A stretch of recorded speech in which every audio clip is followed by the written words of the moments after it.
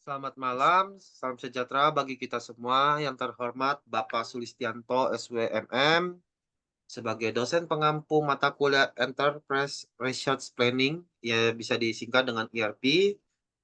Pada malam ini kami akan mempresentasikan sebuah project makalah yang berjudul perancangan website Protect Shop menggunakan aplikasi Odoo.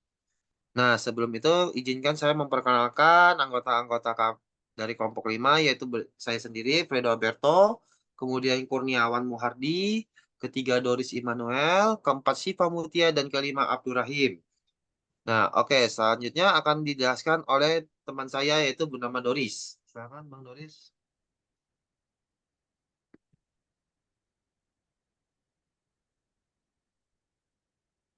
Baik, saya akan menjelaskan terkait latar belakang. Yang pertama, ERP atau Enterprise Resource Planning dikenal sebagai konsep yang bertujuan untuk mengintegrasikan seluruh area fungsional beserta data tiap area yang ada di dalam perusahaan. Untuk menjalankan konsep ERP, pada sebuah bisnis, perusahaan harus menggunakan software yang dibuat khusus untuk menjalankan konsep tersebut. Software ERP sendiri terbagi menjadi dua jenis, yaitu closure dan open source. Closure ERP atau yang diketahui sebagai sistem ERP komersial seperti SAP dan Oracle yang dapat dikatakan telah melewati masa pengembangan yang matang.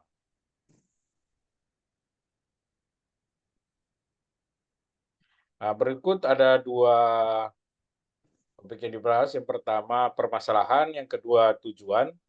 Untuk permasalahan, bagaimana menjalankan konsep ERP pada sebuah bisnis. Yang kedua, bagaimana menjalankan sistem open source ERP.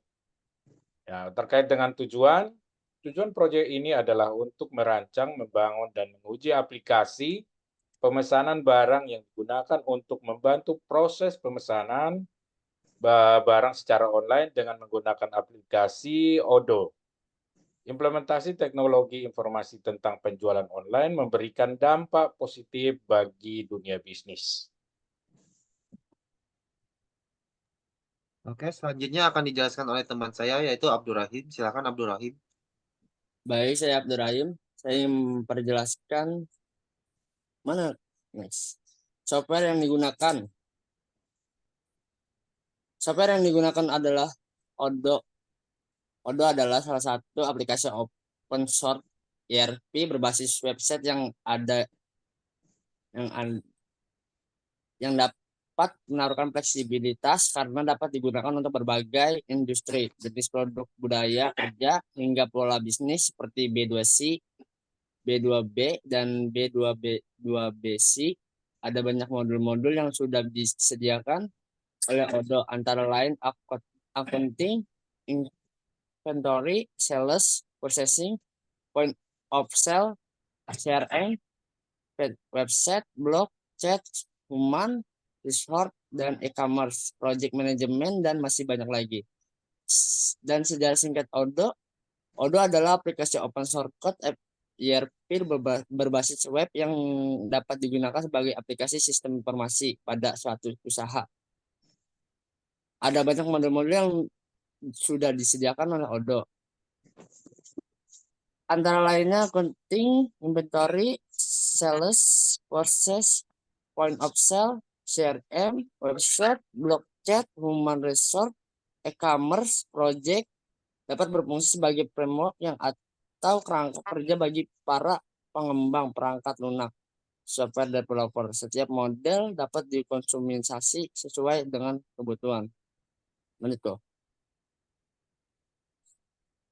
Dan sini ada data Odoo, database Odoo. Odoo menggunakan Postgres SQL sebagai database bawaannya. Postgres SQL adalah sistem database yang kuat untuk urusan relasi open source code.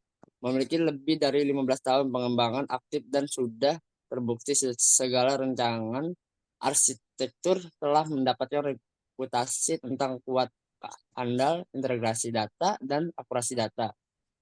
Dan di sini ada sistem operasi Odoo. Odoo dapat berjalan pada berbagai sistem operasi bagi Linux, FreeBSD dan Windows maupun Mac.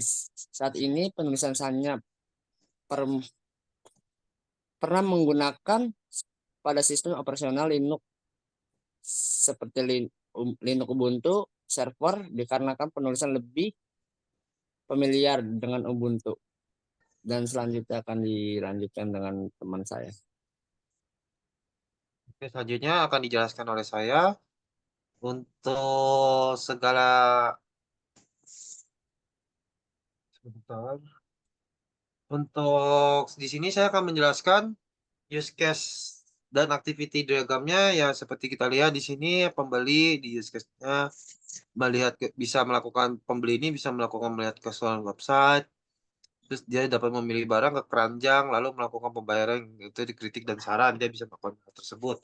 Kemudian untuk use case diagramnya tersebut customer dan admin di sini kita login, customer bisa melakukan bisa memilih produk list, registrasi, login, order history, billing history, dan invoice history.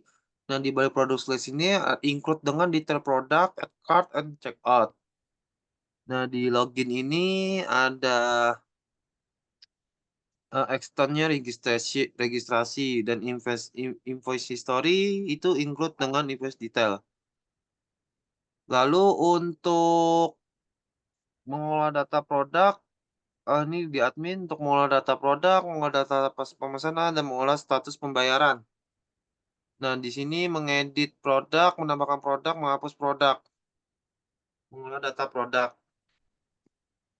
Lalu kemudian di sini juga ada activity diagram, contoh activity, dan di sini ada IRD juga. Oke, selanjutnya akan dijelaskan oleh teman saya yaitu Kurniawan. Baik, di sini saya akan menjelaskan mengenai tampilan rancangan dan penjelasan modul. Dari gambar berikut itu ada tampilan halaman utama, di mana halaman utama ini terdapat ada galeri produk dan main produk kategori. Selanjutnya ada halaman menu produk yang di mana berisi mengenai produk-produk yang ada di toko Vortex Shop. Selanjutnya ada halaman pemesanan dan ada halaman review.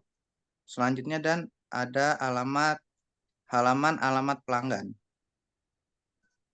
Next. Nah, selanjutnya di sini ada halaman konfirmasi pemesanan, halaman bukti invoice, dan bukti invoice-nya.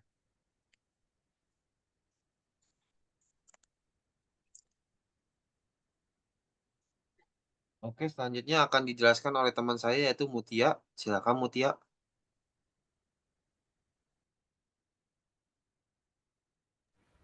Oke, di sini modul yang digunakan dalam Odoo yaitu ada modul website.